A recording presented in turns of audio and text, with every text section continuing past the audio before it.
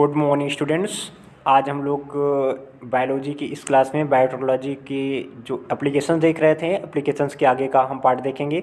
हम लोग एग्रीकल्चर में किस प्रकार से यूज़ किया जाता है बायोटेक्नोलॉजी का, इसको देख लिए थे। आज हम लोग ये देखेंगे कि मानव में जो इंसुलिन होता है उसका हम लोग किस प्रकार से सिंथेसिस बायोटेक्नोलॉजी की सहायता से कर सकते हैं। तो इस वीडियो में हम लोग केवल मानव इंसुलिन के बारे में जानेंगे कि मानव इंसुलिन होता क्या है। उसके बाद फिर हम आगे देखेंगे जो नेक्स्ट वीडियो होंगी उसमें।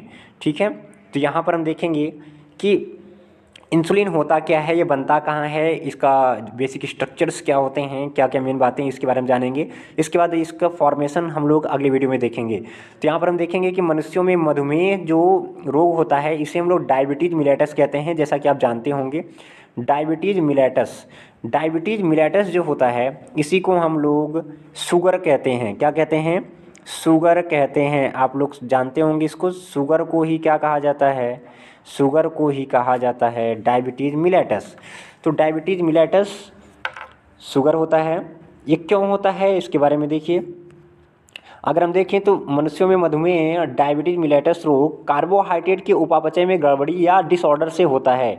कोई आपसे पूछे कि मधुमेह क्यों हो जाता है तो आपको सीधा आंसर करना है कि कार्बोहाइड्रेट के उपापचय में डिसऑर्डर के कारण, यानी कि जो कार्बोहाइड्रेट होता है उसको हम लोग कंप्लीटली डाइजेस्ट नहीं कर पाते हैं, जिसकी वजह से उसको कैटाबॉलिज्म नहीं हो पाता है, एनाबॉलिज्म यानी कि मेटाबॉलिज्म नहीं हो पाता है, इसलिए वो हमें डायबिटीज़ मिलेटस हो जाता है।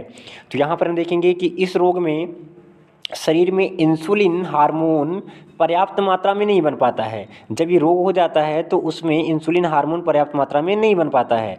और देखेंगे मधुमेह में रोगियों में मधुमेह के जो रोगी होते हैं उसमें ग्लूकोज का उपपचय ठीक से न हो पाने के कारण रक्त में ग्लूकोज की मात्रा बढ़ जाती है। इसलिए हम बोल देते हैं कि क्या हो गया है, ग्लूकोज बढ़ गया है और मधुमेह हो गया है, मधुमेह हो गया है।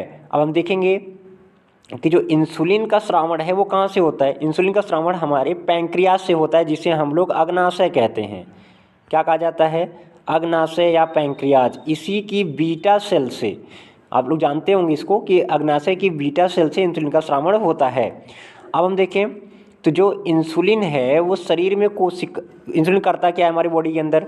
इंसुलिन शरीर में कोशिकाओं को रक्त से ग्लूकोज लेने के लिए प्रेरित करता है। इंसुलिन क्या करता है, जो बॉडी के अंदर सेल्स हैं वहाँ से वो कोशिकाओं को प्रेरित करता है कि आप रक्त से ग्लूकोज को लीजिए।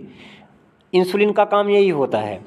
शेष ग्लूकोज लीवर में ग्लाइकोजन के रूप में संचित हो जाता है। ये आप लोग जानते हैं, ये आप लोग जानते हैं कि इंसुलिन के द्वारा जो भी ग्लूकोज है वो सेल के द्वारा ले लिया जाता है, लेकिन बचा हुआ ग्लूकोज वो लीवर में ग्लाइकोजन के फॉर्म में संचित कर दिया जाता है। अब हम देखें टाइप्स। मधुमेह के जो दो रूप होते हैं। डायबिटीज मिलेटस कितने टाइप का होता है? दो टाइप का होता है। बहुत ही इंपॉर्टेंट है, आप याद रखिएगा। यहाँ पर हम देखने का प्रयास करते हैं। टाइप 1 को बोला जाता है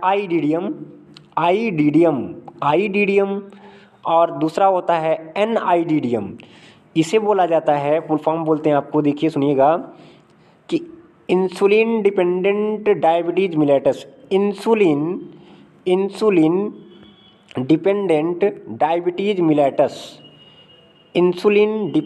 डायबिटीज मिलेटस। तो आप यहाँ पे देख पा रहे होंगे, इंसुलिन डिपेंडेंट डायबिटीज मिलेटस को हम लोग बोलेंगे आईआईडीडीएम। और सेकेंड टाइप में क्या है? सेकेंड टाइप में है NIDDM, non insulin dependent diabetes mellitus. इसको याद रखिएगा आप लोग, दो टाइप के होते हैं। अगर हम नेक्स्ट देखें तो कि ये होते क्या हैं, तो यहाँ पर आप देख पा रहे होंगे कि जो टाइप 1 है आईआईडीएम, ये बाल्यावस्था में होता है। इसमें प्रतिरक्षा तंत्र बीटा कोशिकाओं को नष्ट कर देती है। बहुत इंपॉर्टेंट है, ये बाल्यावस्था में होता है और बीटा सेल्स नष्ट कर दी जाती हैं खुद के ही इम्यून सिस्टम के द्वारा, जिससे कि इंसुलिन का श्रावण नहीं होता है और प्रतिदिन इंसुलिन का इंजेक्शन दिया जाता है ऐसे रोगियों को, जिसको आईआईडीएम होता है, insulin dependent diabetes mellitus. Second type देखेंगे एनआईडीडीएम, ये 40 वर्ष की अवस्था में होता है मोस्टली, जनरली इसको बोला जाता है non insulin dependent diabetes mellitus क्या कहा जाता है इसको? Non independent diabetes mellitus, non insulin dependent, यानी कि जो कि इंसुलिन के ऊपर डिपेंड नहीं करता है। तो अब देखिएगा क्या होगा इसमें।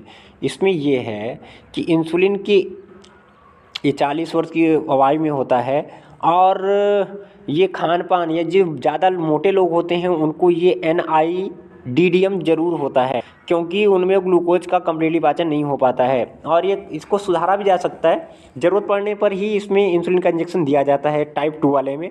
लेकिन टाइप 1 वाले में क्या होता है कि उसमें इंसुलिन का इंजेक्शन देना मस्ट हो जाता है।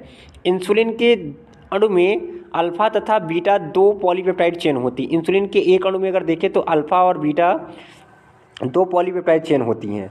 इंसुलिन जब स्रावित होता है तो वो प्रो इंसुलिन होता है। इंसुलिन किस फॉर्म में स्रावित होता है? Pro insulin. ये मोस्ट इम्पॉर्टेंट कि इंसुलिन जो होता है वो प्रो इंसुलिन के रूप में स्रावित होता है, प्रो इंसुलिन के रूप में स्रावित होता है, जिसमें अतिरिक्त श्रृंखला सी होती है। देखिए कहने का मतलब ये कि अगर कोई भी इंसुलिन मॉलिक्यूल है तो उसमें 2 पॉलीपेप्टाइड चेन होंगी, जिसे हम लोग बोलेंगे क्या? अल्फ़ा, और बोलेंगे बीटा।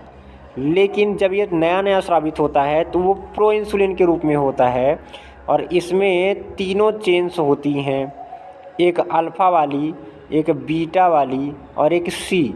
इसको हम लोग ए भी बोलते हैं, इसको हम लोग बी भी बोलते हैं, इसको हम लोग सी भी कहते हैं।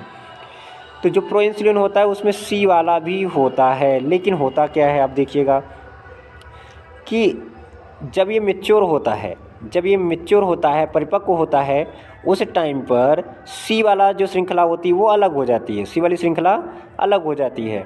आप यहाँ पे देख पा रहे होंगे सी वाली श्रृंखला अलग हो जाती है, और केवल ए और बी वाली श्रृंखला 2 ही रह जाती हैं। देखिए फ्रेडरिक सैंगर एक साइंटिस्ट थे जिन्होंने ये पता लगाया कि श्रृंखला ए तथा बी में क्रमशः 21 और 30 अमीनो एसिड होते हैं। कितने होते हैं? 21 और 30 अमीनो एसिड होते हैं। याद रखिएगा, किसने बताया था? फ्रेडरिक सैंगर ने ये चीज़ बताई थी। उसके बाद हम देखें, सैंगर को इसके लिए नोबेल प्राइज़ भी दिया गया। क्या दिया गया? नोबेल प्राइज़ दिया गया। और उनको नोबेल प्राइज़ किस लिए दिया गया? डीएनए के बेस सीक्वेंसिंग के लिए। डीएनए के अंदर जो बेस होते हैं उसकी सीक्वेंसिंग के लिए उन्होंने ये सीक्वेंस बताया कि देखिए डीएनए में ये बेस पेयर होते हैं, इसके लिए भी इनको नोबेल प्राइज़ दिया गया। तो फ्रेडरिक सैंगर का नाम याद रखिएगा कि इन्होंने ये बताया कि इंसुलिन की जो 2 अल्फ़ा और बीटा चेन्स होती हैं उसमें अल्फ़ा में 21 अमीनो एसिड और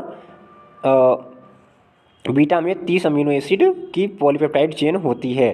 तो अभी नेक्स्ट वीडियो में हम लोग ये देखेंगे कि किस प्रकार से इसका सिंथेसिस किया जाता है इंसुलिन का बायोटिक की सहायता से। तो मिलते हैं नेक्स्ट वीडियो में, तब तक के लिए थैंक यू।